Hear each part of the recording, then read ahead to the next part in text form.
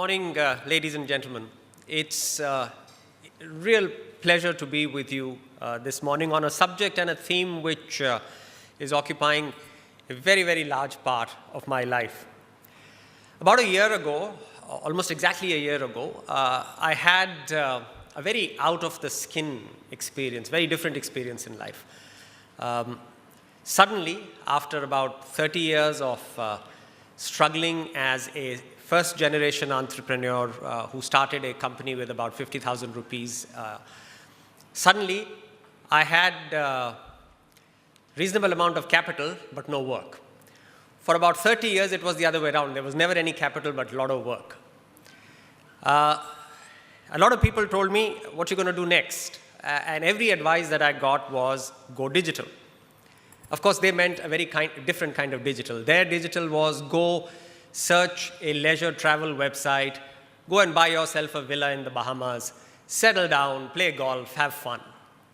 I took the advice a bit more literally. I said, we must go digital. So started exploring what was happening in the world of digital content, media.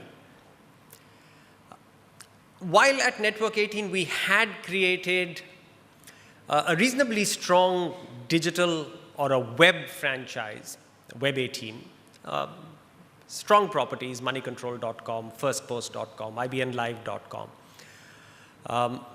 But I was quite buffered from the realities of those businesses. I used to see those businesses much more on worksheets and projections and targets.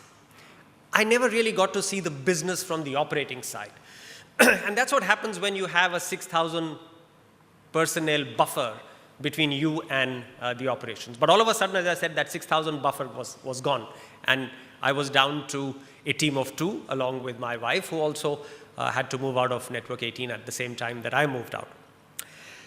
So when we said, what will we do now?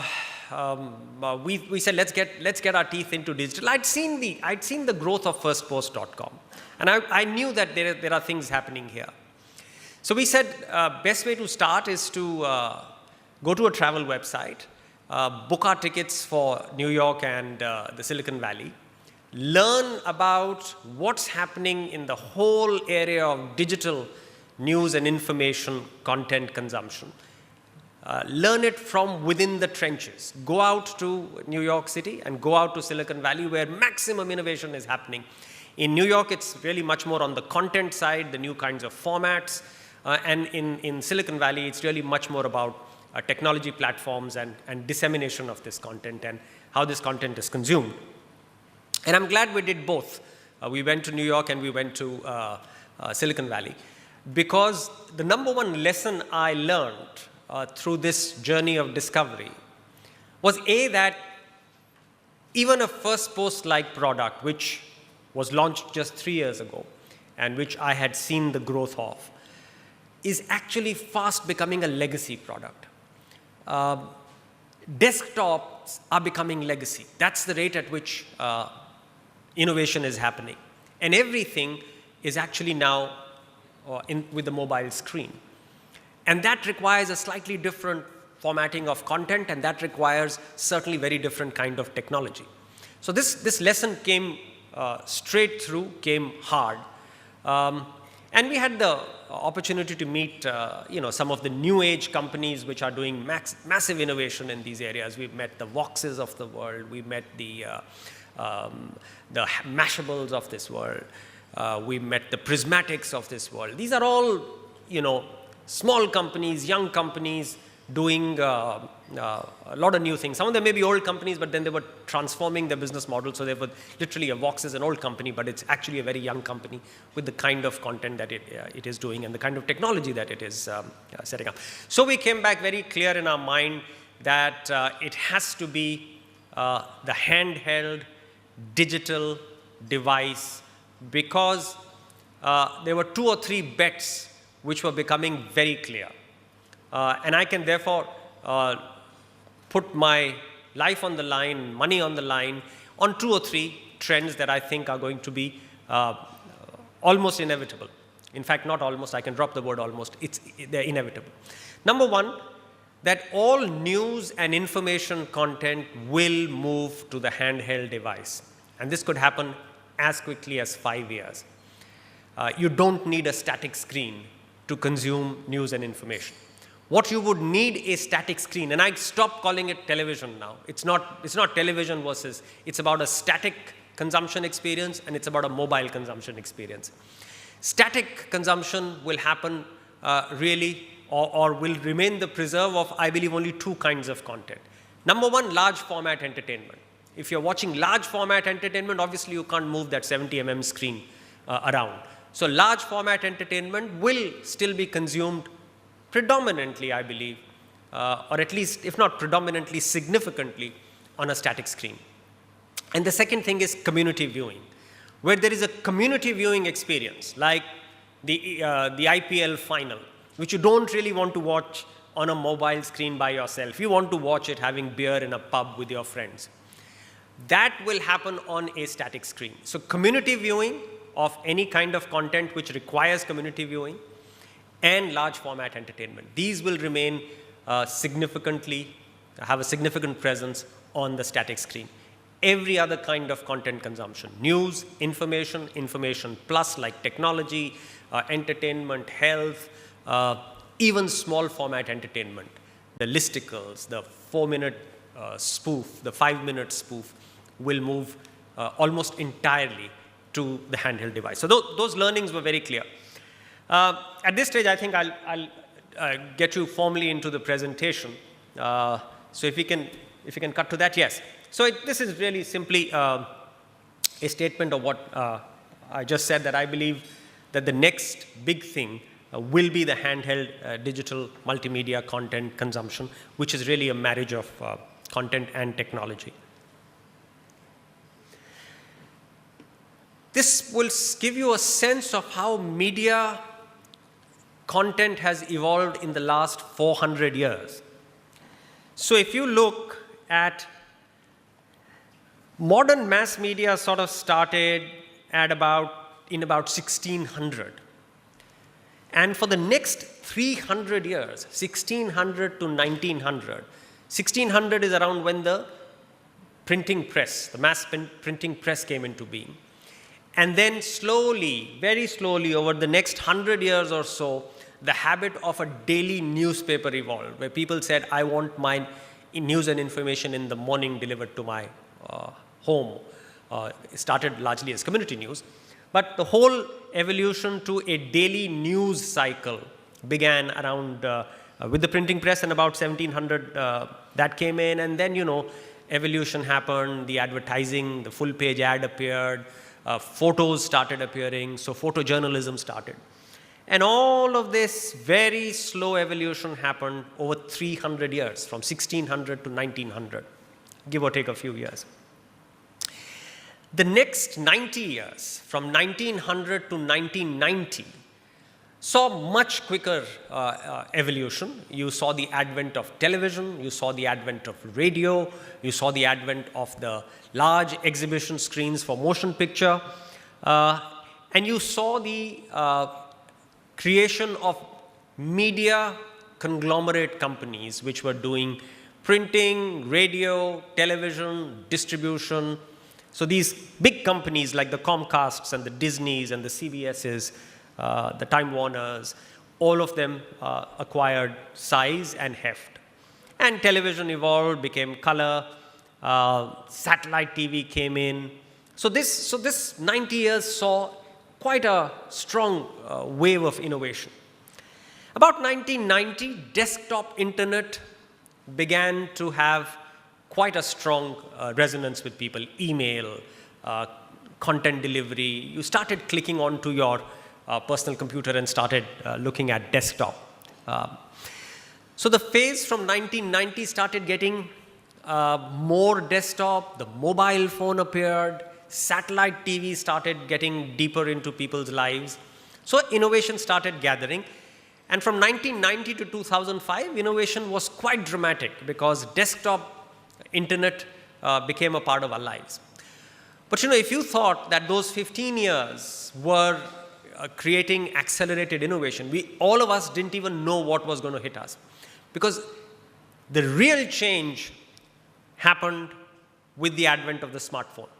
And for ease of short graphic language, I'll just say iPhone, because I think while Samsung and the others are very, very great products, and there are a lot of good smartphones now, it's the iPhone which literally just changed everything. So that revolution, which started in 2007 or thereabout, is really just 8 years old. And that has created the kind of disruption in media content consumption that the previous 400 years were not able to. And therefore, this slide is really the whole story. In 400 years, the world evolved print, radio, television, photo, camera, and desktop internet. All of these 400 years of evolution has today been squeezed into this one device.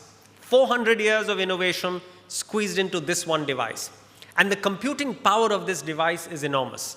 I believe this has the computing power of a virtual supercomputer, as supercomputers were defined in the 60s and 70s.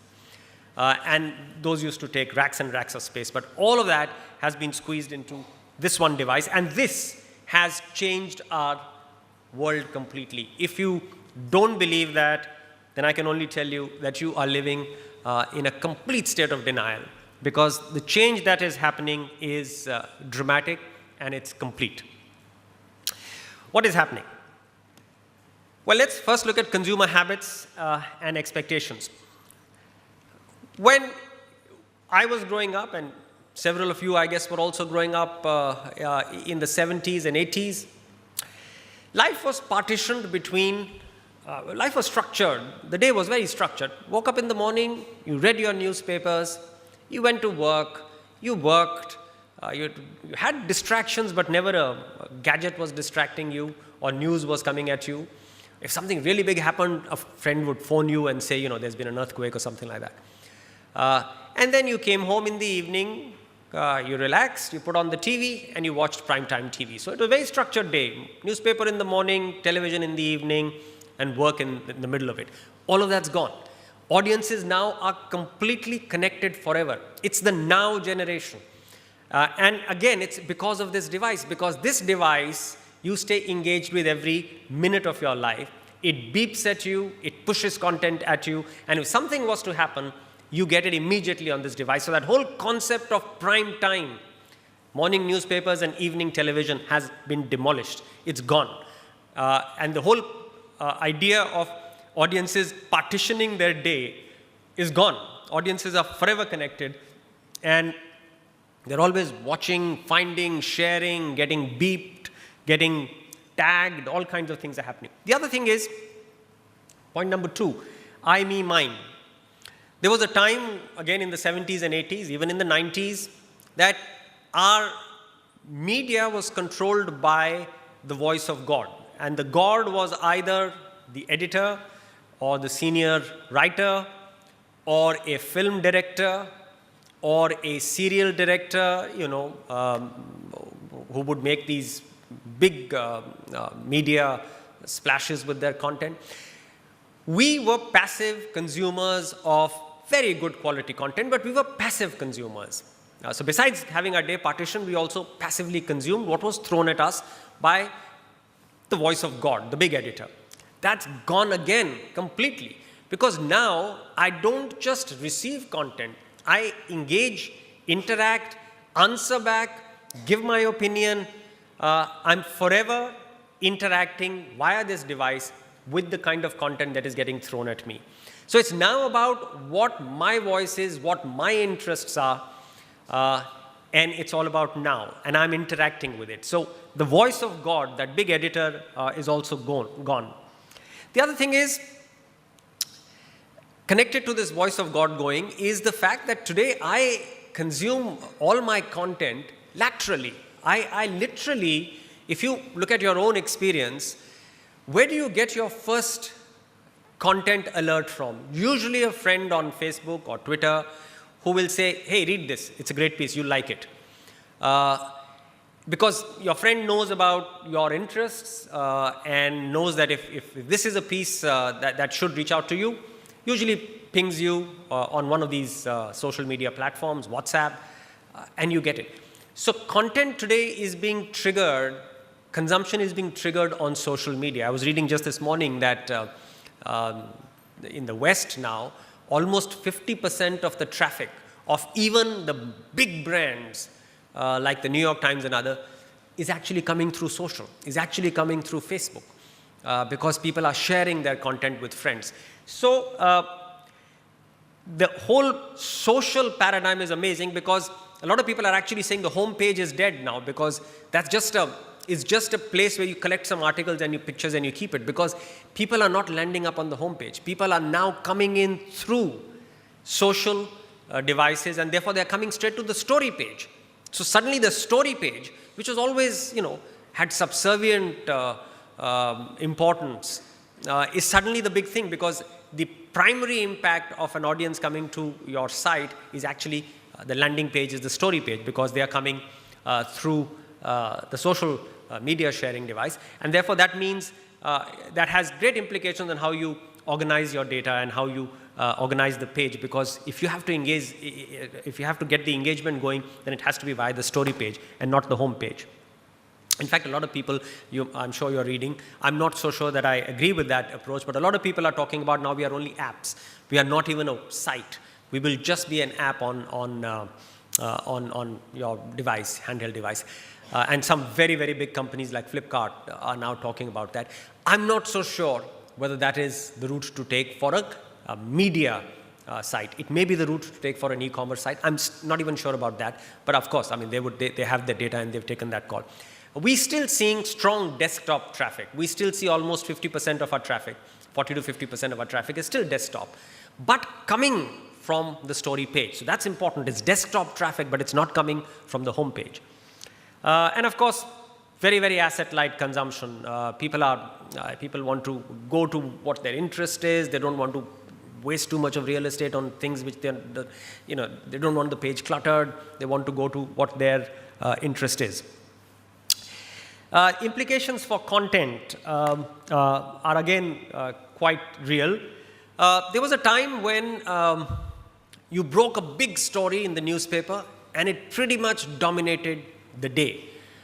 So if you broke a Bofors in 1985 on the front page of the Indian Express or the Hindu, that pretty much stayed the story for the day. When television came, television started running with that story. So you had a situation where the exclusive broke in the morning, but within 3-4 hours, television had taken the story forward, had brought in newer voices. That happened in the 90s. What's happening today in the digital world is dramatic. The life of the exclusive is perhaps 5 minutes. Because the minute an exclusive news breaks, there are at least 100,000 people or 50,000 people, depending on the kind of topic it is, who have knowledge and experience perhaps equal to or more than the journalist who broke that story.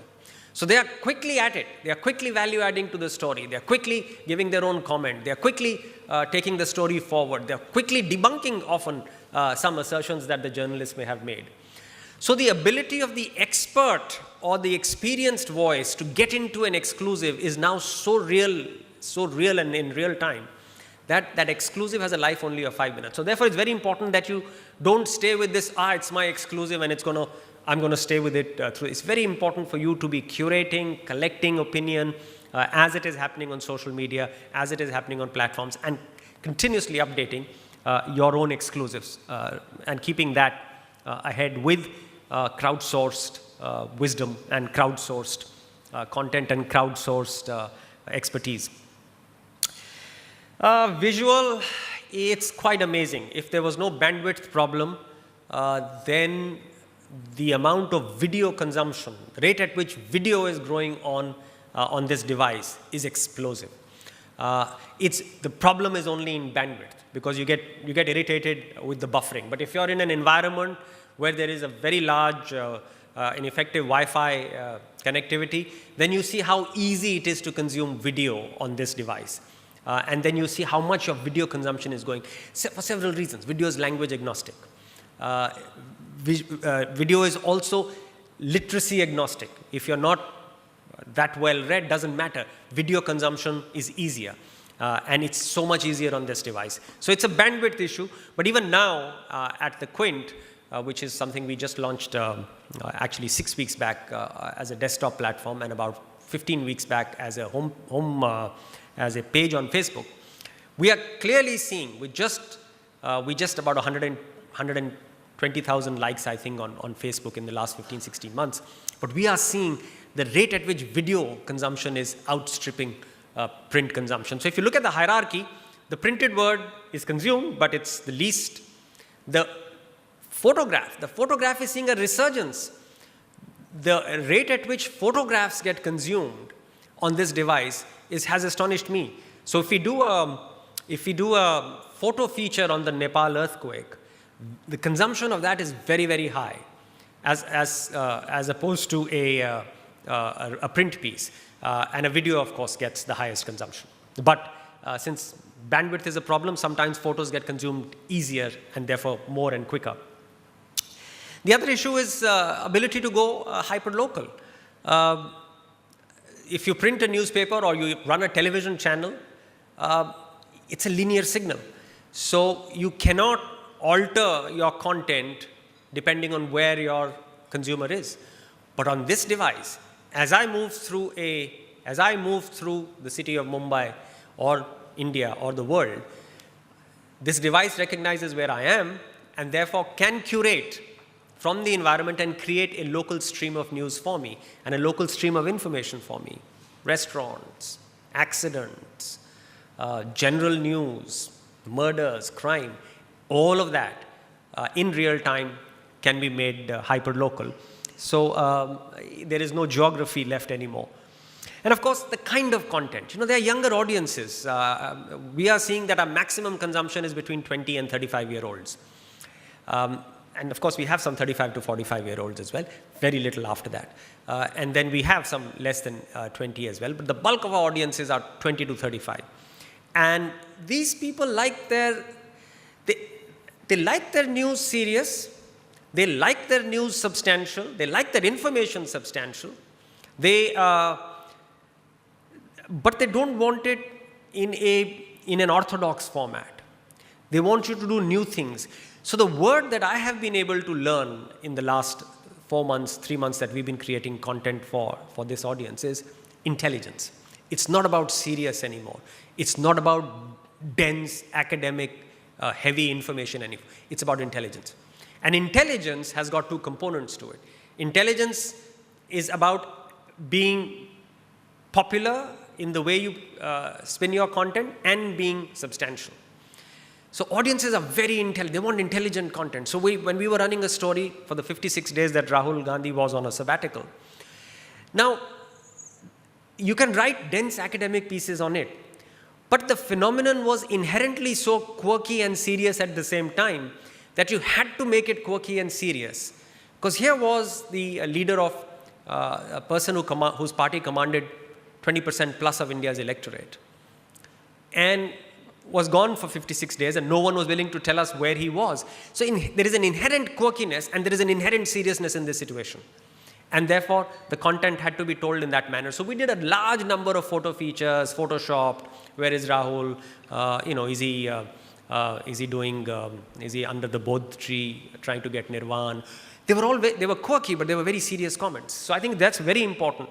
This audience wants intelligence is the word that I've been able to curate. It wants intelligence, and intelligence is not just serious. The other thing is creating a lot of debate in our world, which is what is called native advertising. A lot of journalists are questioning whether this is the right thing to do. My point is that organizations like us now have, there was sometimes, earlier they used to say there is a Chinese wall between content and advertising. I am not getting into that debate, but I believe that organizations like us now need to create the job of an advertising editor, not an advertising manager, not an advertising sales guy, but an advertising editor. That is an editorial mind who is creating content which will marry the needs of an advertiser. So the content has to be credible. The content has to stand any kind of third-party scrutiny, and yet it has to service the objectives of an advertiser. And that's possible because in the world of digital, there are 2 or 3 things which are amazing. Ability to target, ability to make it specific to a geography. These things don't exist in television and don't exist in newspaper. Therefore, the role of an advertising editor never existed. There you had the advertorial, and you clearly said this is an advertorial, you put it in a different color, and you felt very happy that your conscience was taken care of. That's not going to be like this because it's all seamless here. There is no distributor intervening. You can be hyper-local, you can be hyper-targeted. I'll give you an example. And this is an example of native advertising that I believe is inevitable. And therefore, rather than fight it, we must embrace it and become transparent about it, disclose it, but not fight it, not get ideological about it. Because ideology, if it stands in the face of technology, it's ideology which gets run over, not technology. Because the march of technology is led by the march of human beings, because human beings are the adopters of that technology. So here's an example. If I am a new e-commerce site, and I am targeting myself at new parents, people who've just had a kid, 1 year, 2 years, who's got a toddler in the house. And I'm a startup, therefore my distribution reach is only in the city of Mumbai. That's how I'm setting up. I'll first do Mumbai and then I'll go national. I want to get my products known, I want to get my service known. Little point, well, you can say, all right, do in Mumbai Times, do in Mumbai Mirror, but that's a scatterbombing of a whole city. I am interested, my products are such, I'm interested in a particular demographic. I'm only interested in young parents. I'm only interested in, again, a defined sort of income level. Now that you get on a digital site, you get that without a problem. Because today you can use a Facebook algorithm, you can use a Twitter algorithm to say, this advert of mine or this content piece of mine, I just want it to be delivered to people who've had kids in the last 5 years, who live in these particular areas of Mumbai, so that sort of defines the income level. And please deliver my ad only to these guys. And it gets done today. It gets done pretty easily today. So why would I bother to pay lakhs and lakhs of rupees putting one insert in a newspaper which will scatterbomb it over all of Bombay, or worse, in a television channel which will scatter it all over India? I'm not interested. And the cost outpaces that cost by 100:1.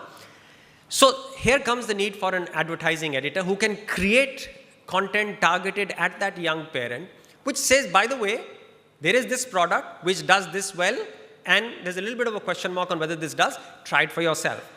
So, and then gets it targeted at the audience. So those things are going to happen, whether you like it or you don't like. So you might as well evolve a mechanism and a framework which addresses the ideological issues rather than get big-headed about it and saying, we won't do it. It's all about transparency and disclosure. It's not about trying to create separate walls. So that's, this is a slide that I think I now need to remove from the presentation, because this just gets out of date every day.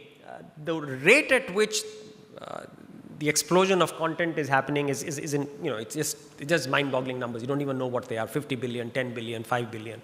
So there's no way of verifying that data, saying that it's accurate right now. It probably was accurate yesterday, and it's no longer accurate.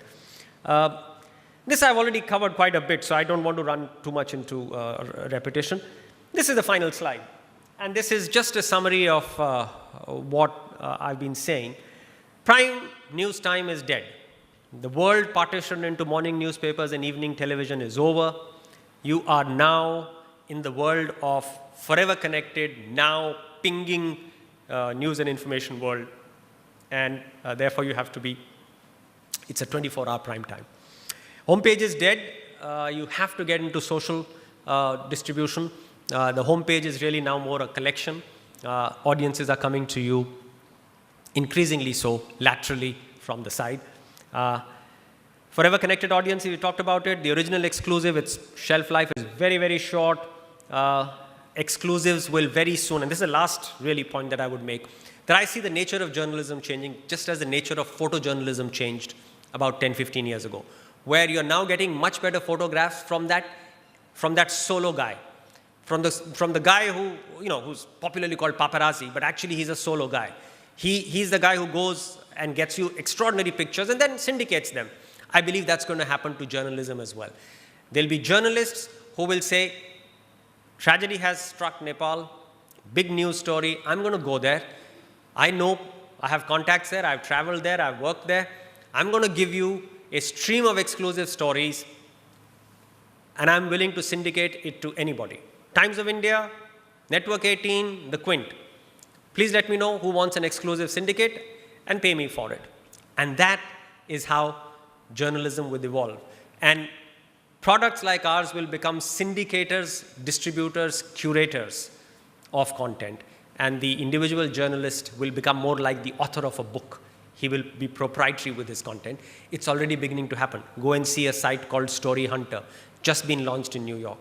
Today, if you go to Story Hunter and you want to commission a story from a well-known journalist in, say, Iraq, you just have to press there saying, I'm looking for an exclusive story on Indians in Iraq. And on your page will pop up the name of, say, 20 journalists, all very credible guys, great track record, who are there. And you can bid for their story and say, okay, I'll pay you $500 or I'll pay you $400. This is my story pitch. Gets transacted, you get your story, everyone's happy, you've got your exclusive, he's not on your payroll, he's reporting from the location, and this website is just about a few weeks old. So I see this phenomenon catching on. So this is how our world is completely and totally and dramatically set for change. Either you are with the change or you're going to just have to retire and drop off the curve. Thank you very much for being such a wonderful audience.